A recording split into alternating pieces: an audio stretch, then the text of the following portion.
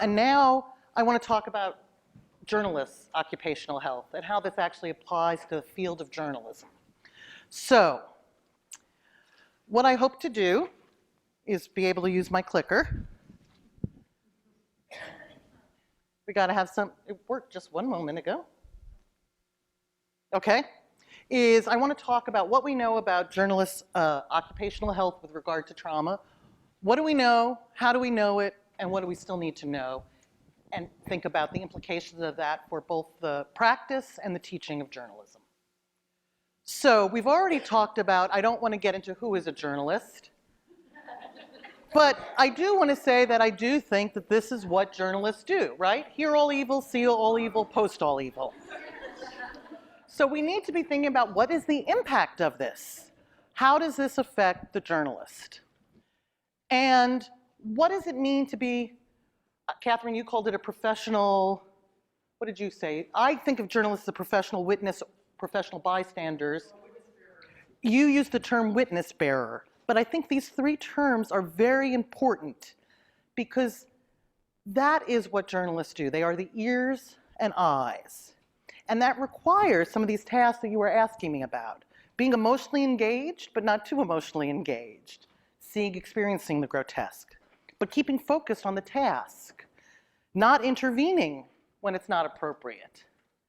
So there's a lot of things it means to be a professional witness or bystander. And that is the way I think journalists are similar to actually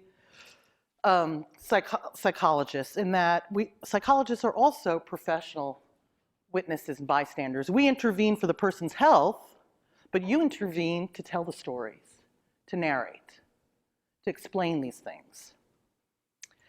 Now, you're very hard to study. You don't like to fill out surveys. The scholars often are so separate from the journalists, so the academic field is very distinct. And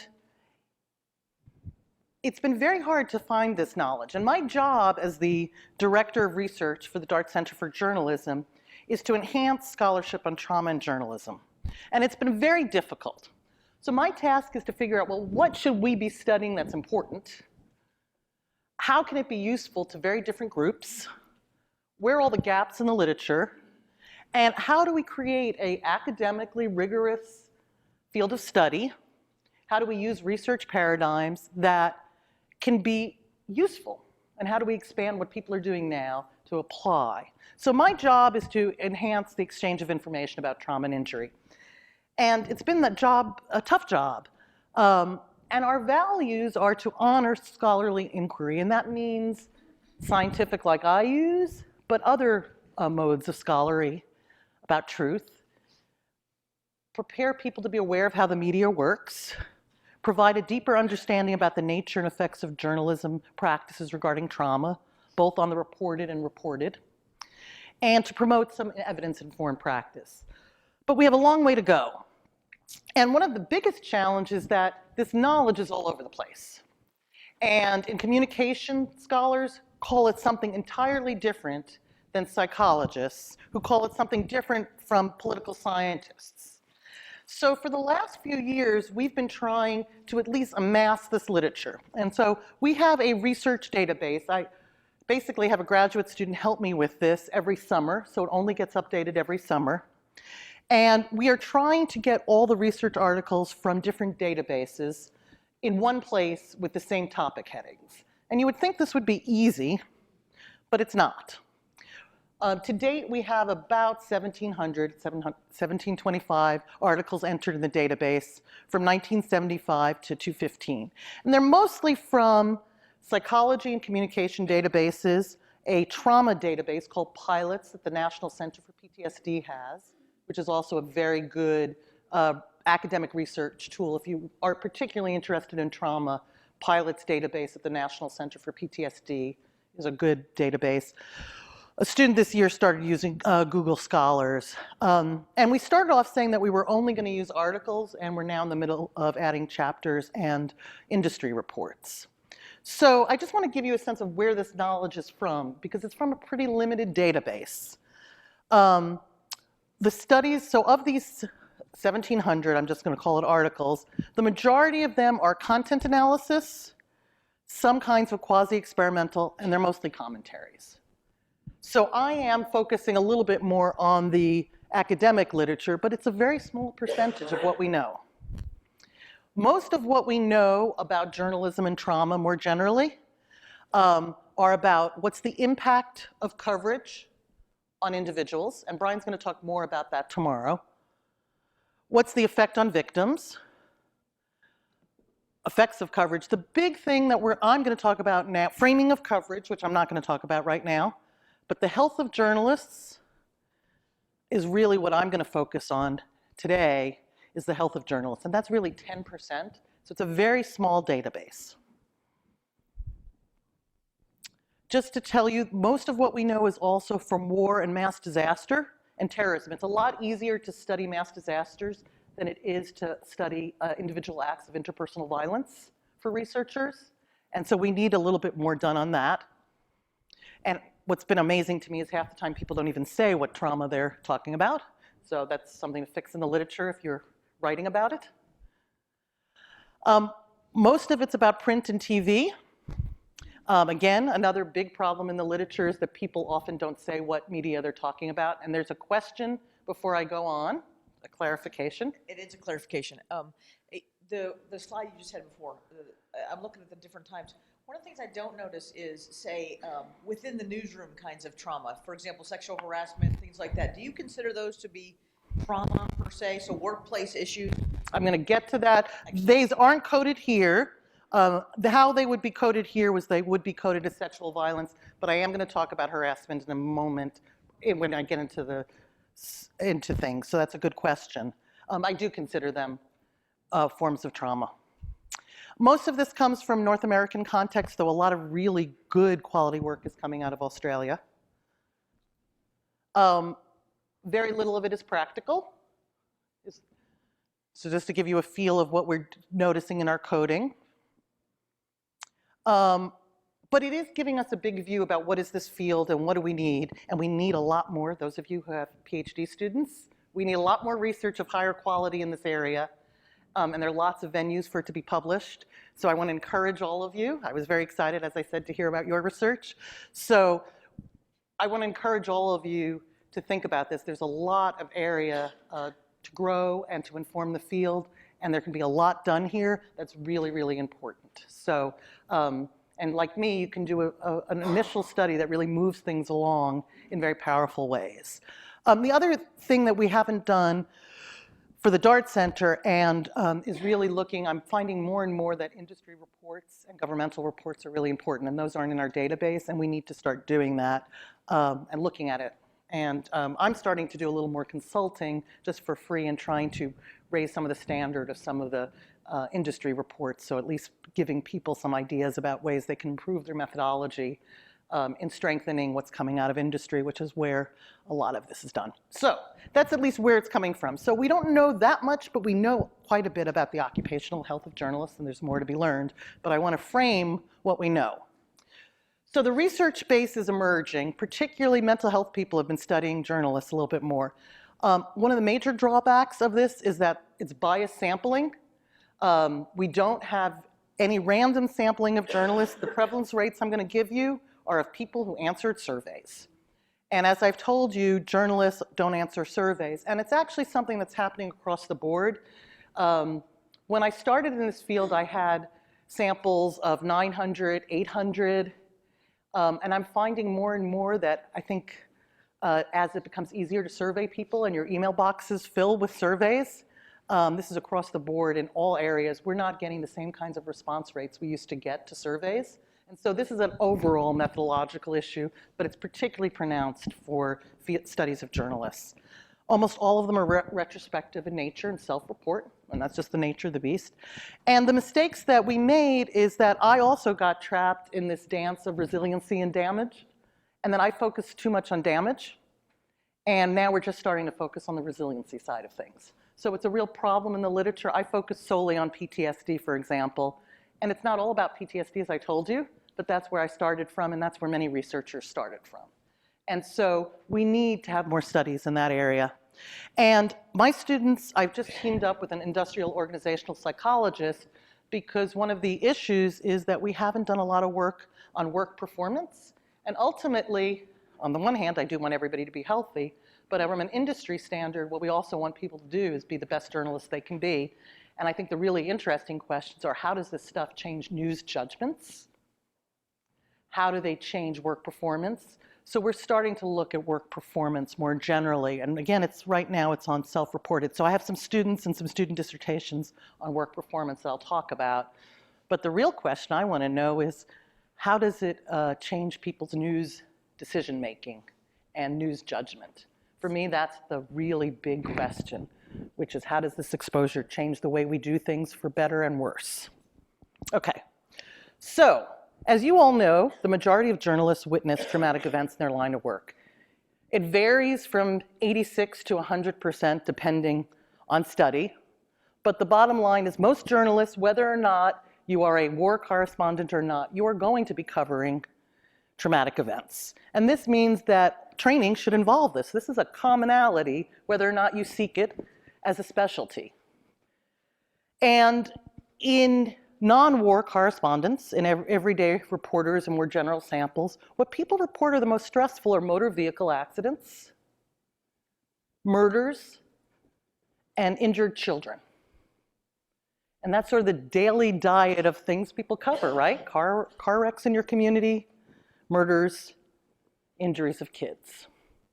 And I often talk to journalists who say the worst thing after a motor vehicle accident is getting back in your car after you've just covered it. Or an injury of children, particularly difficult if it's the age of your child. And there's a question, so. I know that the research isn't great in some of it, but is it more that the most common become the most stressful just because they're the most exposed to it, in terms of, like, you know, it leads to covering the motor vehicle accidents, the murders, the injured child, and therefore because it's the accumulation, it becomes the most stressful? Or is it stressful separate from any kind of long-term post-impact? It's a great question, and I don't think we know the answer to it. I tend to think, and here's my cynical response, I think the other reason it's more stressful, in my view, is that these aren't the things you get promoted on. You know, the large-scale, once-in-a-life disasters, you also get industry recognition for covering. And many of the daily diet of news covered is something that goes unrecognized. And I think it speaks back to the question about how to change news organizations. You know, a lot of news judgment is about what's a non-ordinary kind of thing, what's unusual. And I think it's the usual, which is really important, that we don't pay enough attention to. So that would be my hypothesis, but I don't know that for sure. But I do worry about it because these are the things, we often think about the big stories, but these little stories add up, and they're important for communities. So that's my view about it, but I don't know if it's true. That bystander means being exposed to grief and confusion. And as you all just talked about, we don't train journalists how to bear witness to grief. In community reporting, a third, this is in one study, a third announce news of a death to a family or friends. We forget that these are communities. People are living in their communities. What does it mean to do that? Or what does it mean in communities when 1/5 of journalists know the people that they're writing about? And I don't think we often talk about that. We think, again, about this objective stranger we're covering, but most journalists work in communities. Yes, there are national reporters who go places, and I also think some of the innovative reporting happens at the community level. And are we training people for both the community and the national kinds of coverage is a question I have. Now, the question about intimidation and harassment. Many years ago when we did one of our first studies actually it was a sample from the National Press Photographers Association. And I was shocked to find out, this is before things were the way they are now, 62% of journalists reported that they were verbally threatened. And I was kind of interested in what that meant. If you had a camera around your neck, get out of here, what does that mean? Now the issue of harassment is really, I think, a very important one. The DART Center was just asked by OSCE, which is a European agency, which I'm not going to remember what it's, OSCE. Thank you, that is exactly what it is. To talk about online harassment of journalists as a freedom of the press issue. I think one of the things that we're starting to think about is how is harassment and intimidation a freedom of the press issue? And the focus right now really is online and of females. But we're currently conducting a study, and I have a link if you all want to be part of it, where we're trying to understand intimidation and harassment. And so I'll talk a little bit more about this, but I think that this is an area that we haven't been thinking about as much, and it has a lot of implications for trying to understand the occupational health. So I'm going to talk more about that in a minute. We certainly know that in certain areas, and this is an old cartoon about Colombia, but I think it's more appropriate to Mexico or Syria right now, which is what it means to be a reporter in certain conflict areas, where you are targeted. And the field of journalism has changed in the 20 years that I've been studying occupational health as well, where journalists used to be professional bystanders, and now they are targeted for harassment and intimidation in a totally different way. And they are not safe from harm, and I think we need to look at that, and the field is catching up with that. And we have a comment. I have a comment and a question in regards to, are you breaking these studies down by community size, metroplex, large areas, DFW, LAX, places like that? And have you also considered any studies by any international airports? Because when you are dealing with an international airport, there's a complete bubble over it. Mm-hmm. The studies that I'm referring to are now studies of post-traumatic stress disorder and trauma exposure among journalists. And so there are attempts at studies, there are about 15 of them that I'm referring to, and I'll get to them in a little more detail in a moment. Some of them are more specific with community journalists versus war correspondents or Mexican journalists covering narco trafficking. And that's pretty much the way they've been divided. And I'll get to that in a minute. These are interesting points. So this is just getting to this issue about occupational intimidation. This is one of our graduate students who is looking at the impact of occupational intimidation on work attitudes, work behaviors. And I'll talk about that in a minute. So what do we know about journalists? Well, it echoes sort of what I talked about before. On the one hand, a minority of general reporters have PTSD. Given 86 to 100% are exposed. Very widespread here. We've got a very large, and I'll show you the study here. We've got a very large range of countries and how people define PTSD. Some of them are studying it for a week, some of them are studying it for a lifetime, some of them are studying it for a month. So it's a bit of a mess. But that said, in different ways, they're using pretty much the same standards. And some of them are just focusing on radio, some are just doing print, some are Finnish, some are European, some are war correspondents. But still, we're seeing somewhere between 46 to 32% at the highest have PTSD. So the way to think about it is most are resilient. At the same time, it is still an occupational hazard.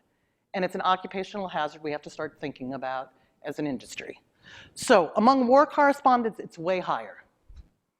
20% probable, 29% confirmed in an interview.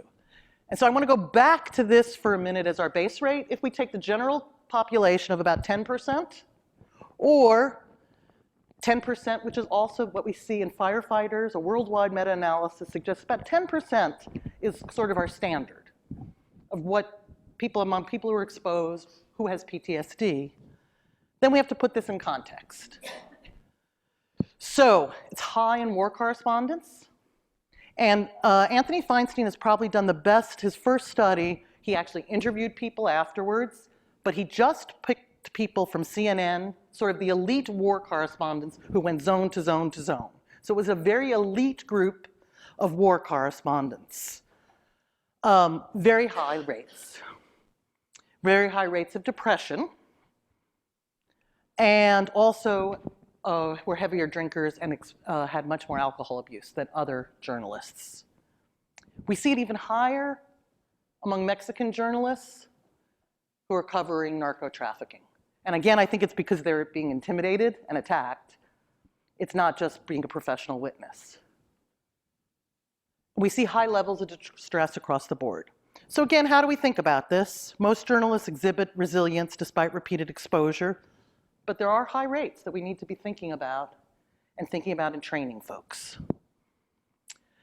I've already shown you this to make sense of that. And this is just to get a sense. So the research, some of these are current month, some of them are lifetime, some of them are current week. Some of them are just photographers, but we're starting to see some patterns. And this is actually from one of my students' dissertation. I stole her lovely chart with her permission. So, what predicts PTSD in journalists? Same thing in other people, with some other things we need to think about in the literature. So, type and extent of trauma exposure. So to get to your question that you asked earlier, we did find that covering auto accidents was a predictor in the community samples, but not in the war correspondent samples. So, years in the field, just beginners and people on both tails of their career. It's also confounded with age, because we find that also in the general population, that the young and the old are at greater risk. So I have a hard time figuring out years in the field. In the studies that controlled for age, that sort of went away. In the studies that didn't control for it, it came out.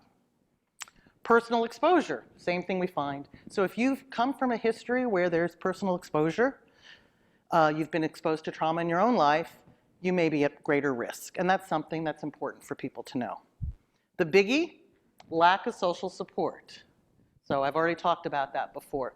There is one study, and we need to see more about this because it's interesting. Feinstein found that people who work with words do slightly better than people who work with images. Or to put it the other way around, people who work with images do a little worse, or at least a greater risk for PTSD.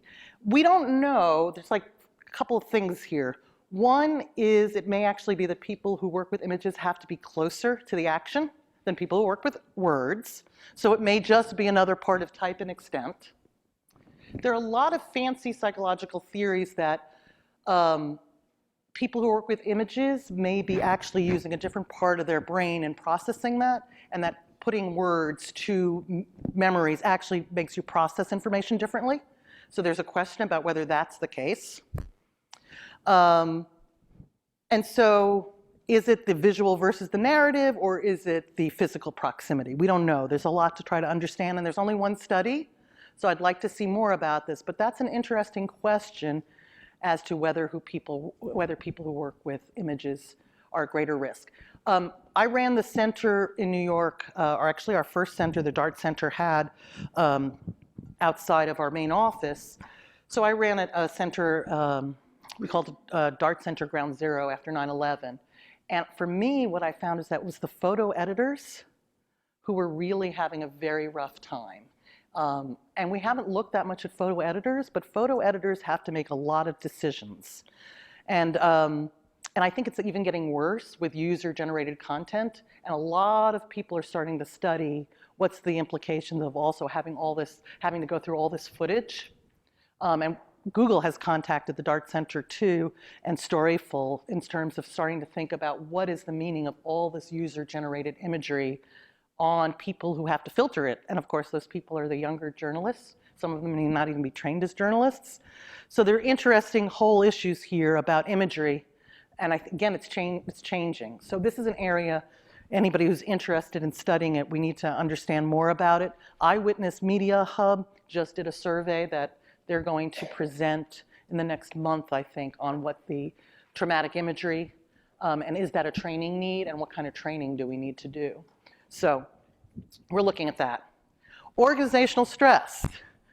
So I had a student whose dissertation looked at it, and the more the person found their organizational stress that had nothing to do with trauma, the more screwed up they thought their organization was, or the more they were mad at management. There were a whole series of ways this was measured, but the more likely they were to develop PTSD. And that's actually true. We see it in veterans too.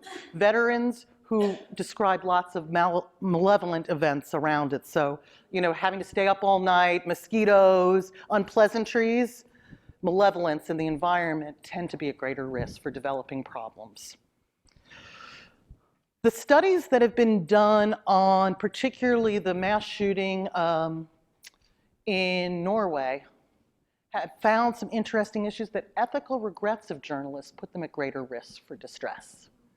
And so here we get to issues that we can talk about with training.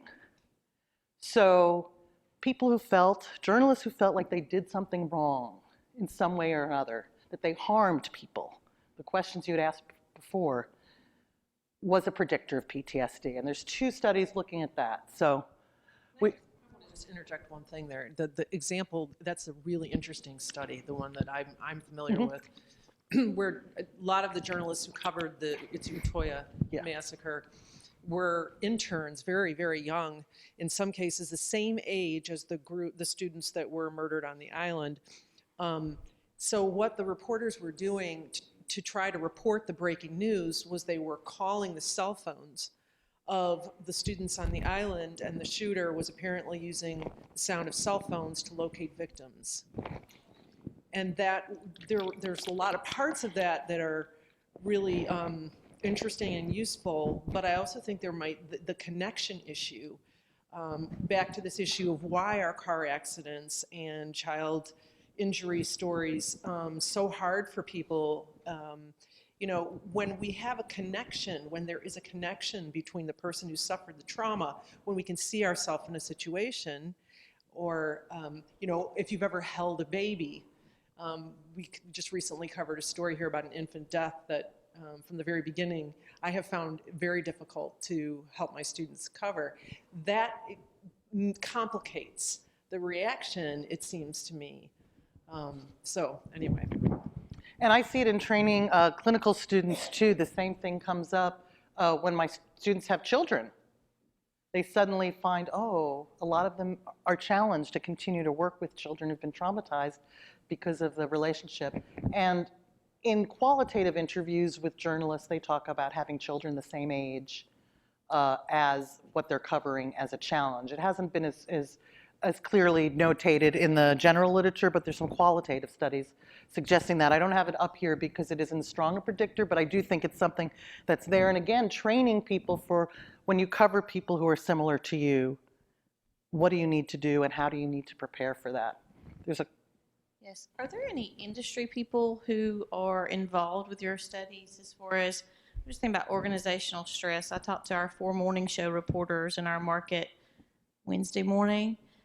You know, one person responsible for 2 and 3 hours of programming. They're very young. They're not quite prepared for it. Writing 40 and 50 stories a morning. You know, they're young. They're not adept yet to having to figure out all of this. Is anyone like the Hearst, the Raycoms, the major players in the industry and newspapers, are they on board with some of these things? Because they're the ones that are putting a lot of these pressures on these journalists to turn it out and not thinking about any of the impact and giving them enough employees and time to do it. Are you working with any of them?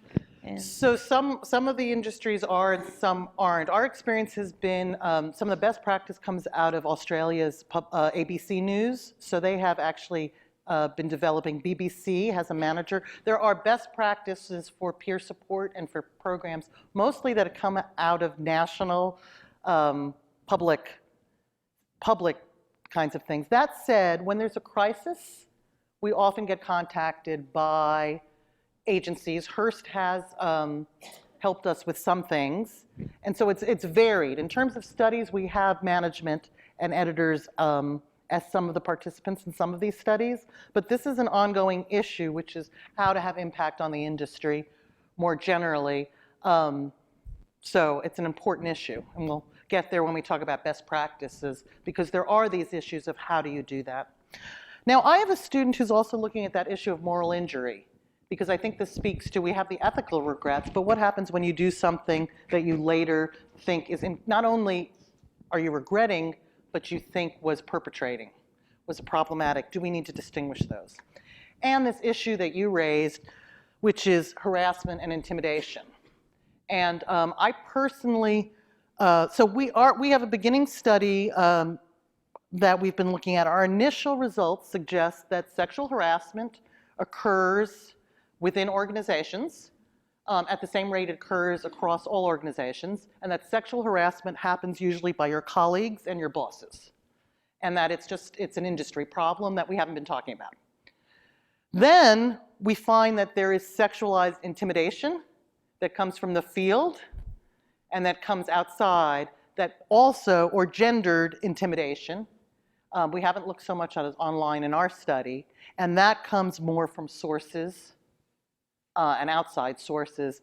And I think we're confusing some of that too, because it looks like the intimidation is gendered or sexualized. But the purpose of it is not based on your gender or your sexual preference. It's aimed to shut you up. And I think that's what we have to start thinking about very carefully. And we'll have more data soon, but we're trying to pull apart when is it meant to intimidate and shut down and silence journalists as a freedom, the press issue, and when is it meant as an individual attack on a journalist because of their gender. And so we're trying to disentangle that, because I think it has different implications for training, and I don't think we've looked too much at this. So I think these are very important issues, and that I think sexual harassment still occurs at a greater rate than we probably want to acknowledge in the industry, and that we probably need to look at that a little bit more.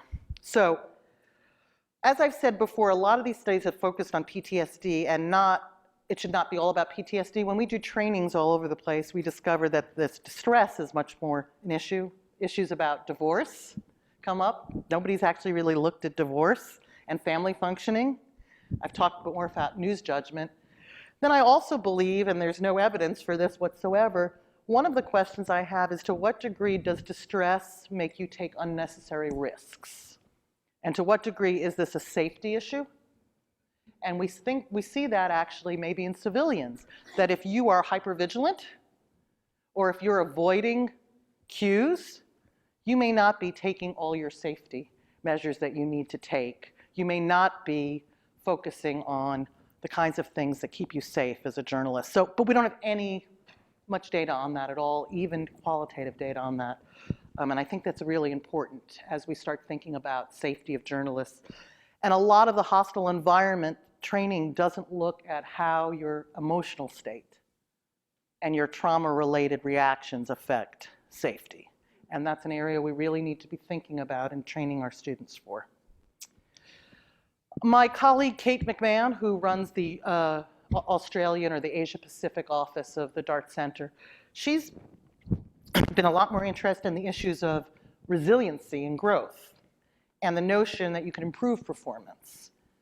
And so far, what she's found in her studies is that, again, social support increases resiliency, sharing your experiences with others, but that growth is also related to how much you also endure symptoms of PTSD. So for growth to happen, there also has to be some sort of negative response. And she's actually writing up her dissertation right now. And I don't know her full results. She will have them ready in a week. So we will see. But in general, she is finding that there are predictors of resiliency and growth among journalists. Now I want to talk a little bit about substance use.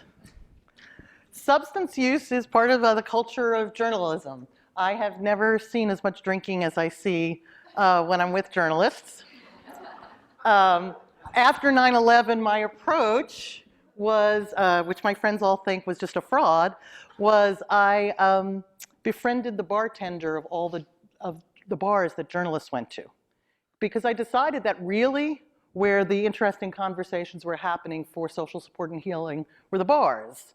And that really the bartender was the natural healer in this community. So I just adopted the bartender and tried to sort of heal him.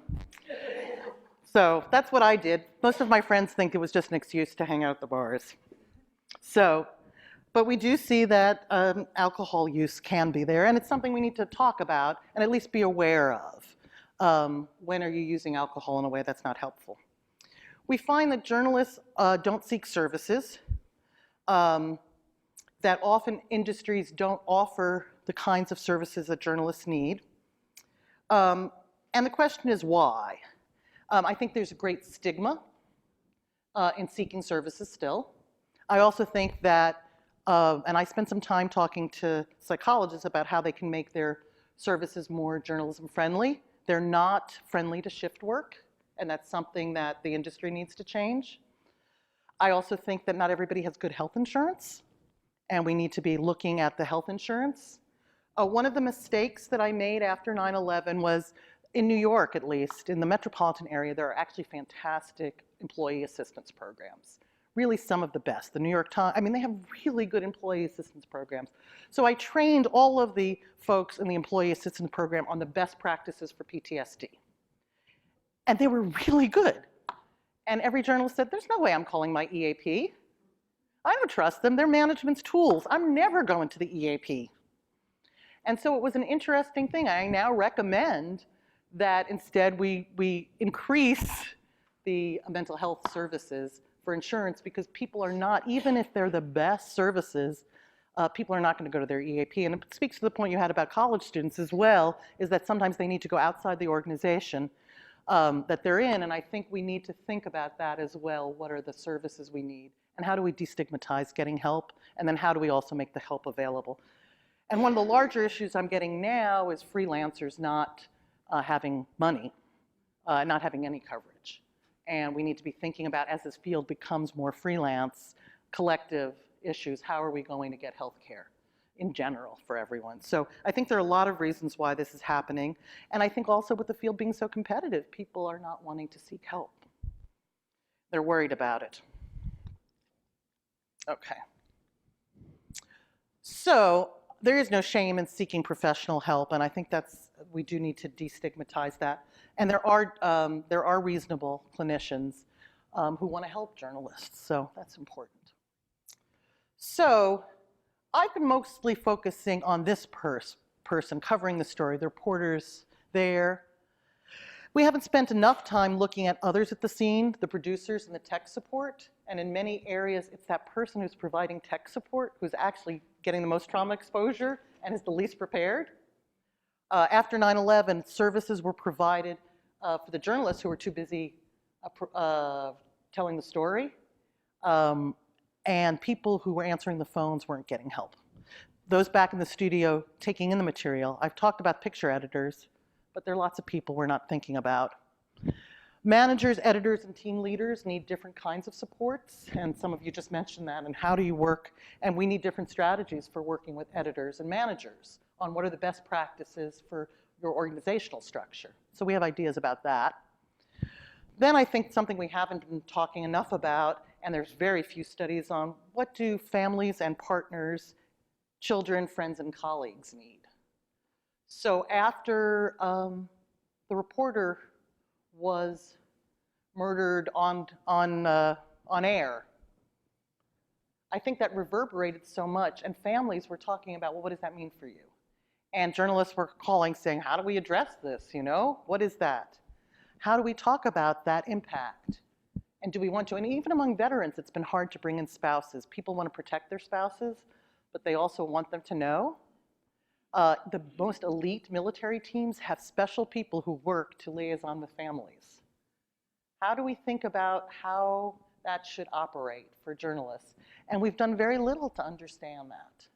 And it's an area that's missing, but it's very important for us to think about in training students. And then finally, there's the whole issue of audiences, which we'll talk more about tomorrow. But we need to think about all of these.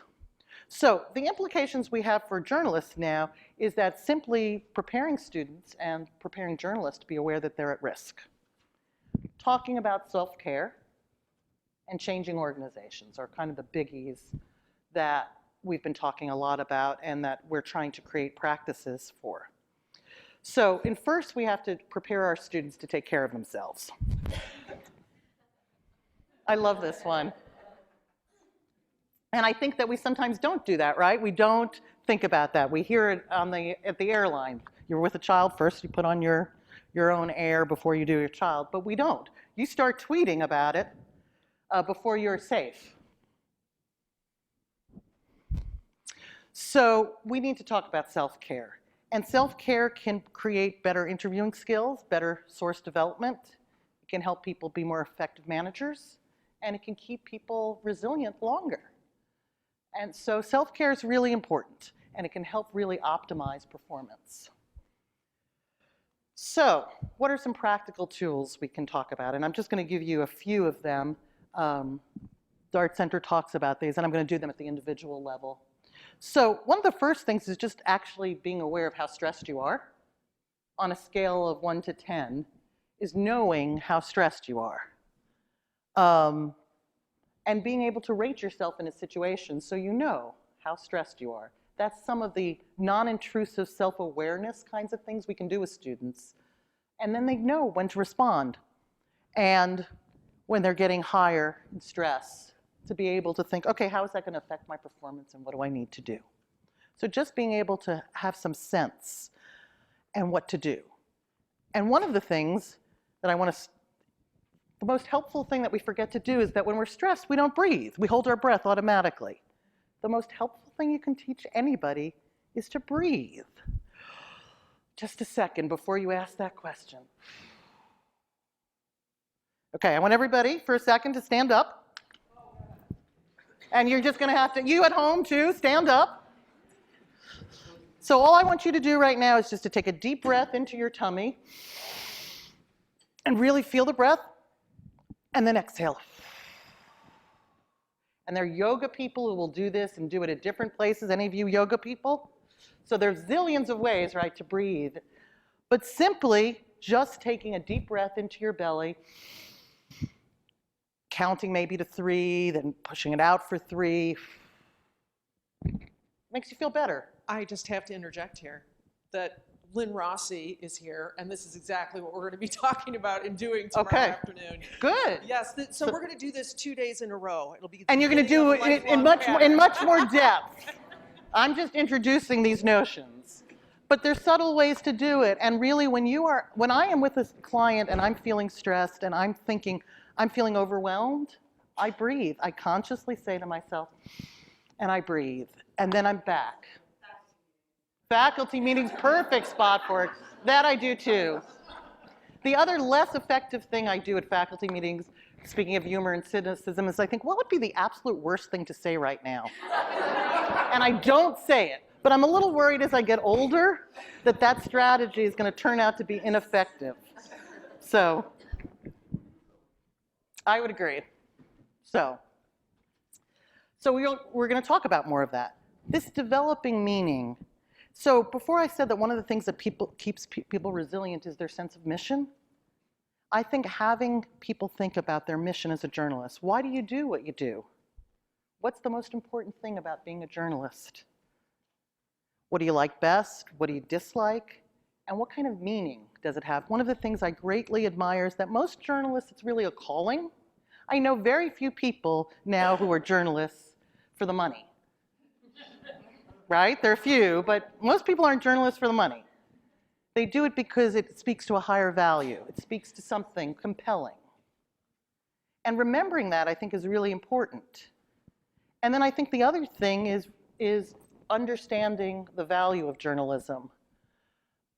Your report is to report what happened, to help effective communities, to help others understand that community, the resources that are brought, to influence those who can help, to help communities reflect about what happened, to educate others, to integrate what was learned. Our world would not be the place it is without the value of journalists. And I think it's forgotten sometimes when you're getting beaten up on. I spend a lot of time when I'm doing other kinds of things. I just did a TED talk a TEDx talk for my community. One of the things I ask the public to do is, yeah, complain all you like, but when you see good coverage on trauma, compliment. That goes a long way, because you always hear from the public when you did something wrong, but you don't hear when you did it right. And you're doing it right, probably more than you're doing it wrong, and you just don't hear that. That's the silence. And it's important that we appreciate what journalists do well, and that we do it with each other. And maybe that's something to think about as a community, is that you remember to compliment people for a job well done. And that we train, as competitive a field it is, that we do train people to compliment each other. And I really love it. Our DART fellows, we have a mid-career competitive fellowship, and now I think we must have over 100 fellows, and they're always sharing really good trauma stories with each other. And it's always nice to see that we do that kind of thing. So we're going to talk more about these things, but I think I'm using the ones from Latin America, our recommendations. We have plenty of other recommendations, but accepting that journalists, though you might be Superman, you're not always that way, that you are vulnerable, and that you do need to protect yourself. You need to protect and provide solidarity for other journalists, and I really think this is a time with freedom of the press issues that can have meaning, and it's very important. Learn to handle egos and recognize each other's good work, what I was just talking about. Take time for yourselves to see your loved ones. Learn to live in a more balanced ways, taking up arts and other activities. And we all say this, and I say it too, but it's something you have to cultivate and practice. Can't always do it, but it's important. Something that you suggested just now, convince news organizations that they're investing in security and safety training is a smart financial investment. And I'm hoping to find more data to show that, trauma does create more absences, it creates more problems in the long run, and doing prevention kinds of work in the long run is going to sustain people for longer in the field, create more people from dropping out, and those kinds of things. Periodically self-evaluating where you are, where your students are. And one of the things I liked about the story that one of you told already today is that we need to make it okay for people to occasionally bow out of stories. Now, obviously, people can't always say no. And we have to be very clear with our students about when is an appropriate time to be available and not. And I think that's particularly a generational issue as well. But I do think there are times when people can say, I've had enough. And we need to teach students when that is appropriate and when it is not. And I think we need to train bosses in that as well, but I think we can train students for when you really can't handle another one and you've been doing enough of that. And those are things we can talk about.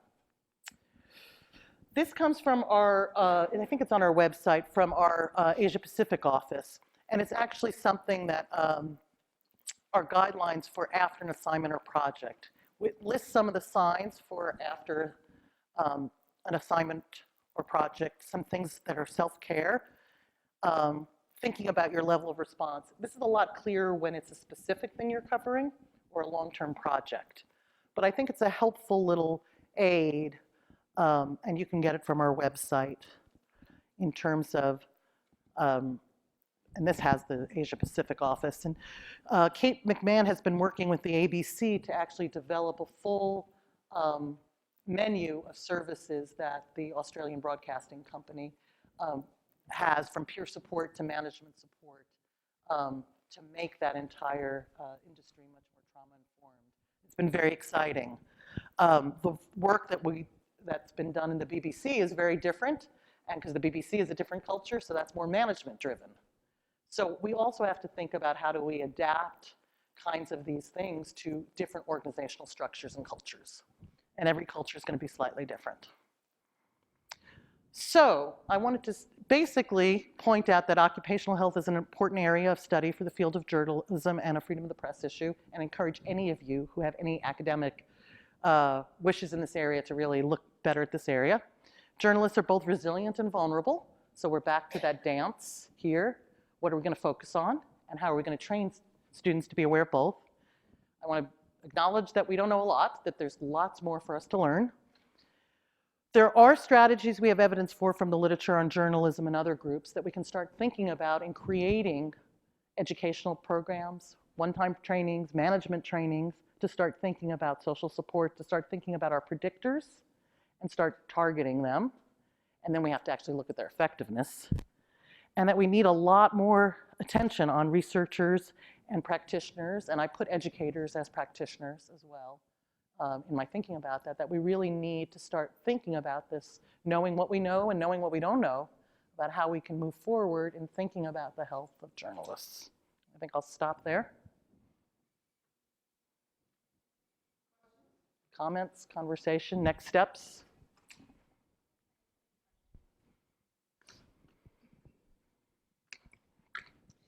You said that the majority of the research has come from mental health. On journalists' occupational health. Correct, correct. Have you seen research from journalism practitioners that are also researchers focused on these issues? Yeah, there's a few using qualitative methods on vicarious, there's a few, but there could be more. So yes and no, there are a few. I'm a qualitative researcher who studies that. Yeah. I had a question about your statistics on what you classify as a general reporter. I've been looking for some information about what does it mean to be a general reporter, because I think someone brought up, metroplexes and sizes of towns and communities, and it makes it very difficult to know what kind of numbers we're dealing with, right? As a qualitative person, I don't really care so much about numbers as opposed to rich data. But I am looking for some of those numbers. So are those available through the DART Center? No, you'd have to go to, you could look at, we have some fact sheets on where we pulled the information Okay. from. I'm going to see if I can get there back to that. If you look at this, oh, hang on. She's going to get me back up there, and I'm going to, if you look at each of these, oops. That's okay. The main problem I'm having is that there are not numbers for local journalists. We don't talk about local journalism. We study national journalism Right. because it's easy to study. Right. And so I agree with you. Oh, you mean numbers of community journalists, yeah, right? so Okay. community journalists, and there's a very big hole in the Yes. literature I agree with and the that. research concerning that. As a former journalist, community journalist, I have a passion for revealing that a little bit more. So that's why I was just wondering if you had that data somewhere. You could look at this sheet of paper, and the people who refer themselves as, I could probably go back into my data and find that there were community journalists, and we reached out to them in these general samples, which say general reporters. But you are right that they are not reported that way. I could probably find that in some of ours. And you're absolutely right. It's interesting because I'm thinking about Klaus's study. Those are probably mostly community reporters, and I think he does have it in his study back home. And I don't think we reported on that when we collected it. There were community reporters in there, but we don't have those numbers. And I think you're absolutely right that that is a bias. And my own view is that community reporting, when it comes to trauma, usually do the stories best, and they're in there for the long haul. And that's our experience. So I think you're absolutely right. That's a very good point to raise. Wait. We're passing the mic. Karaoke time. I just wanted to go back to a point that you made and just emphasize it on destigmatizing the after effects of covering a story. One of the first stories I covered at the Columbia Journalism School was 9/11, and all we kept hearing as students over and over again was what an amazing story it was, and the story of a lifetime. And we worked for days and days, and there was not really any sense of, I don't think the effect on the people that we were. It's not a criticism of Columbia, but I tell that story to my students now, and I remind them that it is okay to feel, tired, sad, emotional, after they've covered a hurricane or a tornado that someone mentioned. And I think it's just important to remind them that, and if they've worked too much, they need to talk to an editor or producer and say, like, it's time for me to take a step back. And I really think that that's an important, for my students to hear that from me. That it's okay to feel those emotions, the range of emotions, and they don't have to be these kind of hardened, tough reporters all the time. We have a practice in psychology that doesn't always happen, and which is we suggest that if somebody like has a specialty in trauma reporting, like a cop reporter, that occasionally they have other cases. So in clinical, they have other cases that are not trauma cases. And so the other thing I've wondered a little bit is about for a beat reporter, like a police reporter, whether or not, without stigmatizing them and rotating them out, if occasionally they can do a fluff piece, you know, or just having something, or food, or something that would interest them that isn't that thing as a regular part. I mean, beats are important, but so is doing something outside your beat. And there's some suggestion that that might work in other fields. I don't know how that would work in journalism, and if that even is something that people can do, is swap a story or a beat from now and again. And I think that keeps you fresh. Most of the time what we see is more serial, so somebody takes a full break from their beat and switches beats. And I've been recently thinking about whether or not there's a way to mix up a beat a little bit. Well, I think it's a question of how you approach the stories on your beat. I mean, not all I was a police reporter for several years when I first left here, and you know, writing stories, honestly, writing stories of resilience can actually be really helpful. And that, in a way, is the answer. Because if we're only focusing on the impact and the grief and the pain and the suffering, we're really not doing a very good job anyway.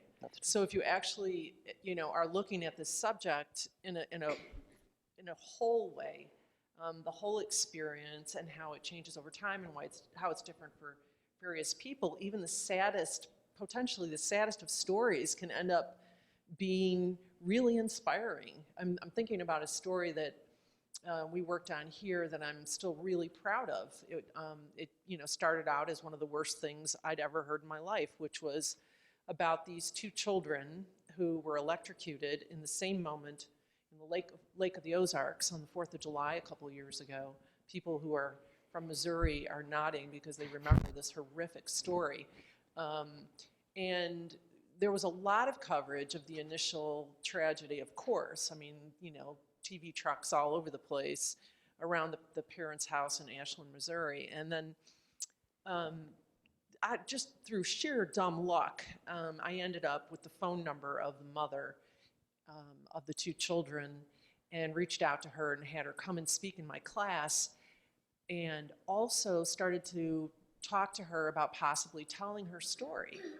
And we ended up with this story of this unthinkable, unfathomable pain, and how someone really, how you survive such a thing. And it ended up being just, you know, beautiful, a great piece of journalism, and people read it like crazy. I mean, I feel sort of, you know, I'm a little squeamish about saying this, but it did really well on our website too. But you know, I mean, the truth of the matter is it was good journalism, and it felt like good public service journalism. And one of the questions she asked in the course of our conversations was, I always thought it was really strange that no one ever came back to see how we were doing. You know, and it was like one of those moments where I'm like, every single time we don't do this is kind of a failure, to check in on people who've had that kind of experience.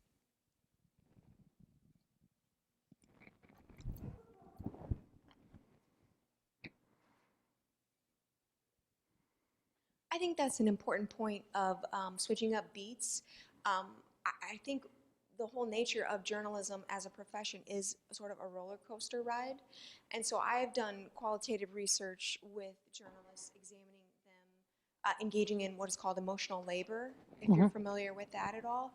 But And maybe so- other people aren't, so you might want to define it. So emotional labor traditionally has been studied a lot in customer service professions, such as cruise ship workers, but also 911 responders, cops, firemen, and just waitresses and waiters.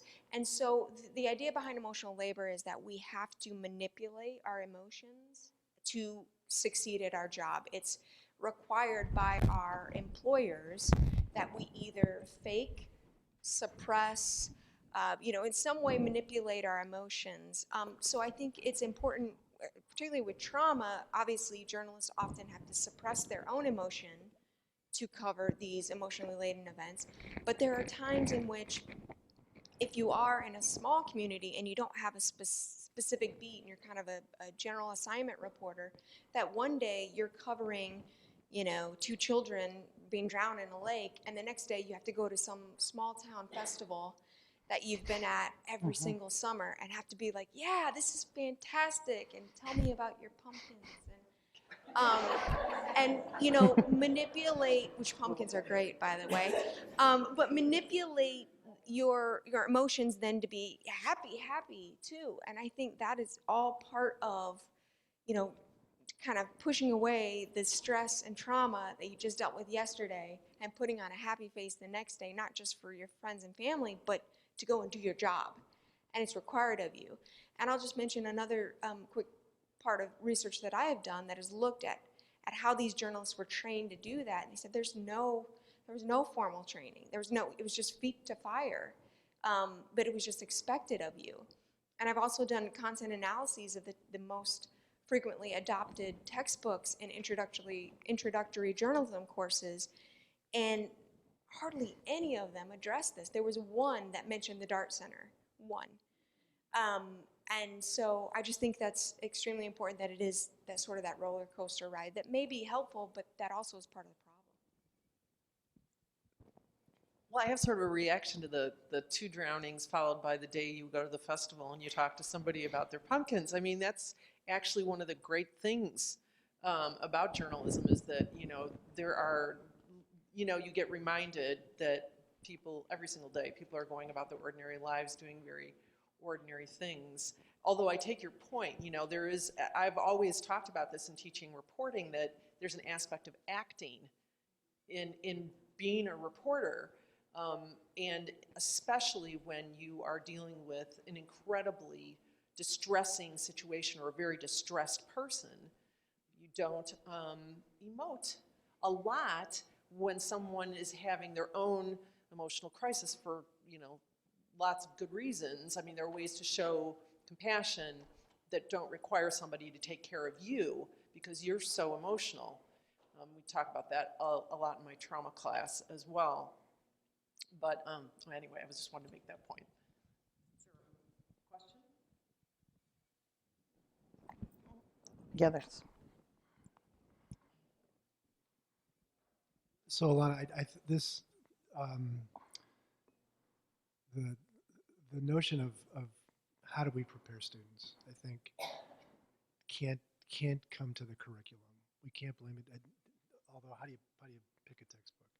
How do you pick things for people to read? It becomes a real challenge. But I think it falls upon us as educators to come at this much more holistically, and that becomes a challenge in terms of how do you organize your course so that you're teaching material, but you're assessing who are my students and where are they, because it changes every semester. You know, some semesters they're all up and they're strong and they're all you know, with this, and other next semester that everybody's needy and hurt and in pain, and so you have to adjust how you teach, and that defies what makes teaching easy, and that is I'm too busy to adapt my course for the semester because I got stuff to do. Yeah. You know, and Got faculty meetings. so this is more kind of a statement and also kind of a question in terms of this. Do we begin with modeling this for our students, maybe going with them out into the field, but also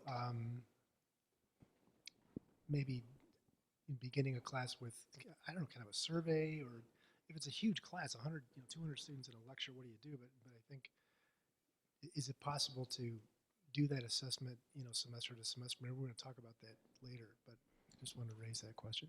Yeah, and it also raises the question of, do you have a trauma course? Do you diffuse it across the curriculum? Do you model it? I mean, these are all, I think, how do you change it for cohorts and different generational issues? I mean, these are the key issues, which is how do you put this in practice in your university in a way that makes sense with your curriculum for your folks? This is what we're going to do for 2 days, is think about this.